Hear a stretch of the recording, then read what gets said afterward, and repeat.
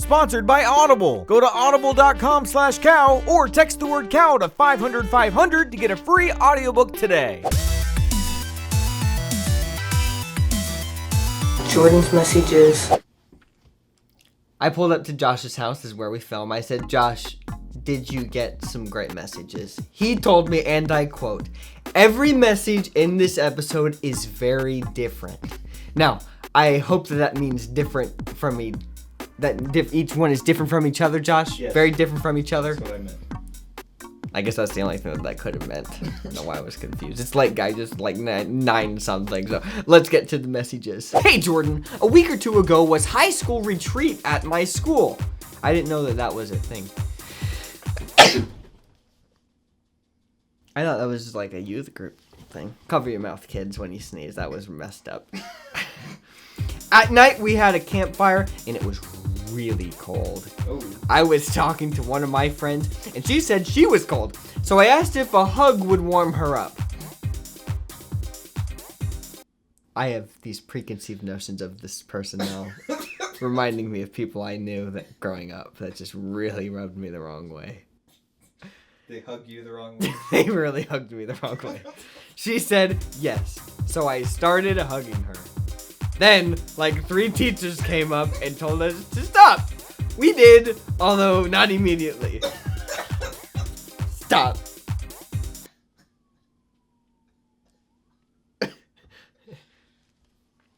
That is the most awkward thing I've ever heard. Then the following week at school, we each had several teachers talking to us about how hugging is inappropriate and we shouldn't be doing it at a school event. The principal told her that he realized we were an item, and then if we wanted, if we wanted to hug, we would have to do it in our own time. But the thing is, we're not an item, and we weren't all that close. But because all of our teachers talked to us, we became better friends, and now we do a lot together. So I have 2 questions for you. A, what are your thoughts on hugging because you're cold? And 2. They're trying to be funny now. A and 2. I have a friend who keeps telling me they like this girl, but I don't want to. This person's question was, what do I think about hugging in the cold? This has got to be a tutorial, Josh. This has got to be a tutorial because we had that same talk at the tutorial that we went to, okay? You just hugging by. Don't hug! You have to side hug. That was a direct quote. I'm just trying to hug somebody by, okay? This person's not doing that. They're trying to get something special, okay? Me as an innocent kid, okay, bye. This person's like, oh, I'm cold. Hey, do you wanna, what do you think of this? I never had the opportunity to tell my friends who were doing this stuff. So I'm gonna tell it to you. Because you're not here to defend yourself. Stop it. This is sick. I hate it more than anything in my life. And it has permanently scarred me in certain times of my life. You can't even look fondly back on certain people. No, you can't. Because all you can see are these sick people. Laying all over each other. Poking each other. I'm walking away. They're trying to poke me. I'm like, get back from me, Satan. Not calling you Satan, I mean. It was this other person. I'm sorry. I'm sorry, I shouldn't have done it. Hi, Jordan. So there's this guy at my youth group who has a crush on me. The problem is this guy can be very inappropriate at times with the stuff he says. He made fun of me multiple times about me being innocent and not having my first kiss or boyfriend. I'm already turned off by this guy. Plus, I've caught him trying to take pictures of me secretly. I've told my parents some of the stuff he said, and they told me either I need to handle it, let my dad confront him, or stop going to youth.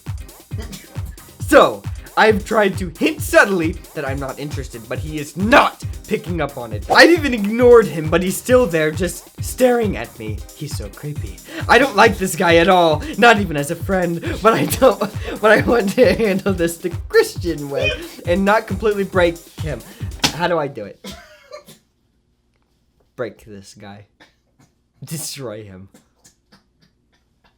Maybe God will rebuild him in 3 days, but I don't think he will. I draw the line. When people start taking creepy pictures of Josh, I'm going to tell you a story, okay?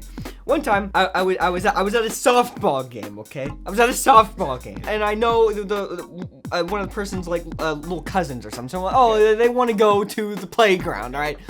I'm like probably like 17, okay? Take the kid to the playground. We're playing on the playground. There's this girl and her friend. This was like before there was much like she had her flip phone out, right? Okay. And she's like taking pictures of me. She's taking pictures of you? I'm just playing on the playground with this little kid and the cousin. And this girl's taking pictures of me. Let me tell you, that was the most awkward thing of my life. I felt violated, Josh. How old was she? She like your age? Or was Yeah, she was probably like 16. I was like 17. Wow. Did you It ever was talk to her? no. It was so blatantly obvious what was happening. It was the most awkward thing in my life. She wanted 10 pixel pictures of you on her flip phone. That's what it was. Look, all this to say, I can relate to this situation. Imagine if this girl was always by my side, always trying to touch me, making fun of me all the time, and taking pictures of me. I would want this person gone from everything, every aspect of my life. If you're not strong, and I'm gonna tell you this seriously, if you are not strong enough, this guy's ruining your life. If you're not strong enough to stand up to this dude and literally stand up to him and say, "Get behind me, Satan. Stop it." If you can't do that, and I don't think that you are strong enough yet in your life, Wow. because that's exactly what you need to do. That is the Christian way to do it. I would dare say. If you call him Satan. Yeah, well, yes, it's the Christian way. Get behind me, Satan. If you do it that way, then good for you. But because you can't, and because you won't, I'm prophesying this. You're gonna have to get your dad to talk to this guy. That's what she said. That was his option. Yeah. Do it. I would do it. Would you say to my daughter? No. He's not. I don't think that he's like that. I don't think he's like that. The way that because if he was like that, he would have already done that. Oh, that's fine. You see? Yeah, that's what he asked. That's why he asked. He's not one of those guys. I think that he wants to see if his daughter can handle it. If she can't, he doesn't want to get involved. This is kids doing stuff. 14-year-old. Leave my daughter alone. Right, exactly. Look, your dad will make quick work of this kid. He'll never talk to you again.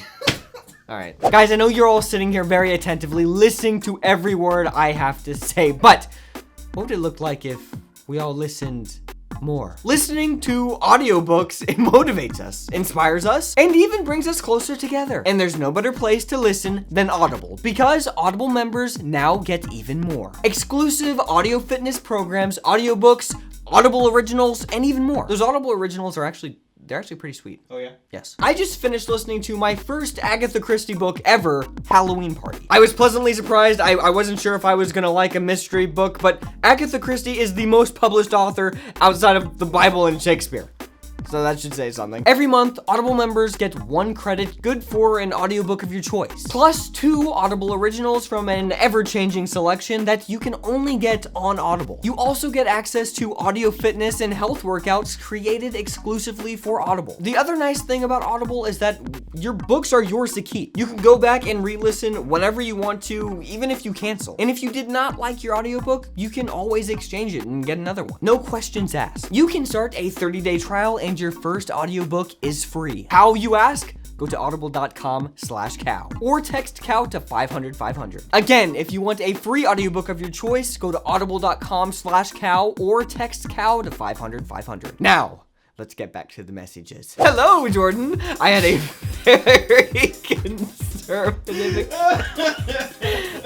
very conservative experience when I got to know my now husband. What does this mean? For example, we were never allowed to mention our feelings or hopes for marriage to each other until we were formally betrothed in front of our families. What does that mean? And we weren't allowed to touch before marriage. I didn't totally agree with the way we were pushed to do things, but I just wanted to be a good, obedient daughter, and I figured our parents knew best, so I mostly kept my mouth shut. Sorry. More than 10 years later, 10 years, I feel a lot of regret and pain when I think of my wedding and betrothal process. Sorry, the betrothal thing. I don't know what that is. I have to look that up. I think it's like courting. That's what they call it these days? I know. I think it's just a different word for it. I'm sure someone will correct us in the comments if that's incorrect. Of course they will. It was a traumatic time in too many ways to recount. I just want to forget this experience and have a normal life and a good relationship with my husband, but this really haunts me. How do I move on? Thanks.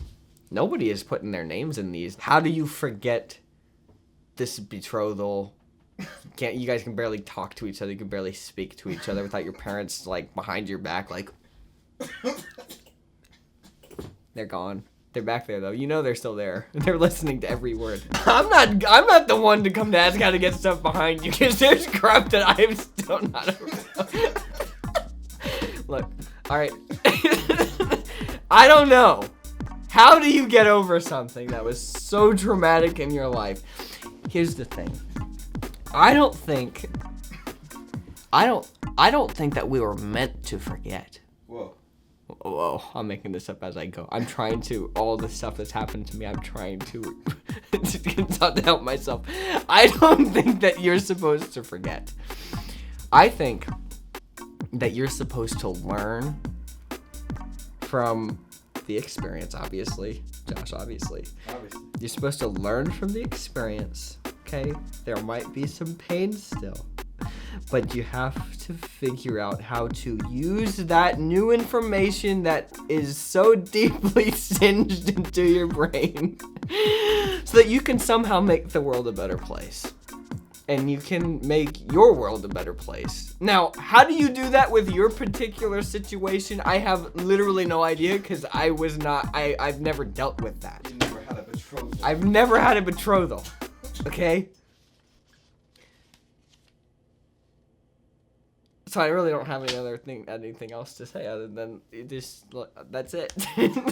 Dear Jordan, I recently got married, and a few months before the wedding, it came to light that my dad was cheating on my mom. So my fiance and I kept our mouths shut about this until after the wedding since they were paying for it. But after, we tried to have a talk with him about his behavior, which is more than just the cheating.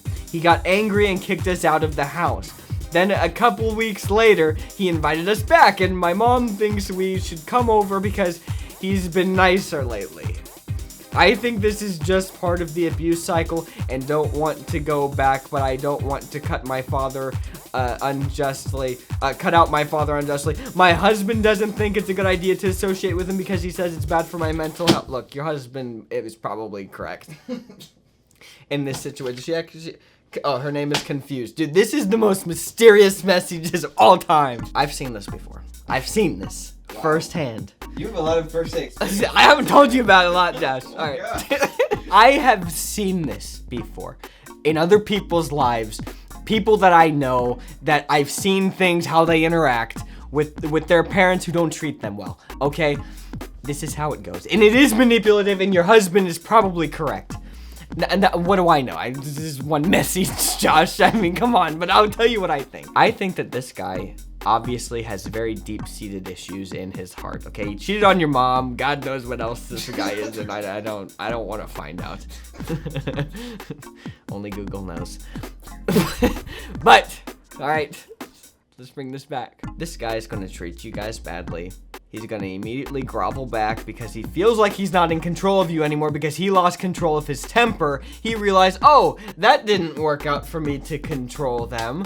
So now I'm gonna be nice to them to try and control them again. But then as soon as they, break the mold of what I think that they should be doing, I'm gonna get mad at them again, and then you're gonna leave, and then he's gonna feel like, oh no, well, I'm not in control anymore. It has nothing to do with caring about you.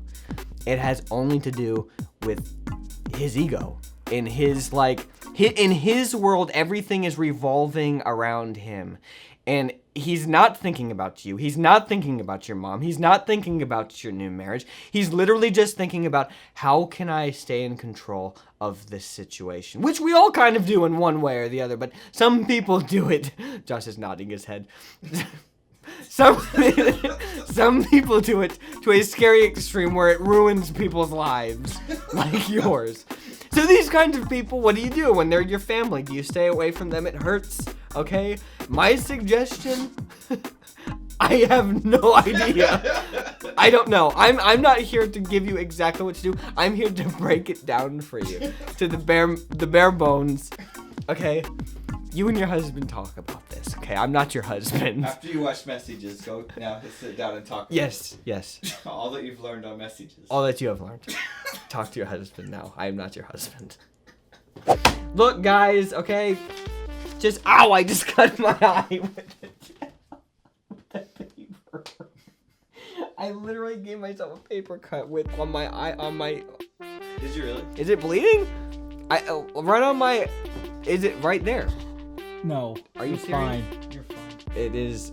It's like that feeling of it might not have cut it, but it feels raw. I'm sorry. Dude, that's devastating. Let's consider it a metaphor. I can see better with one eye than you can with two. It's like having one hand behind my back. Okay? But it's one eye behind my lid. Don't be messy. And leave good messages.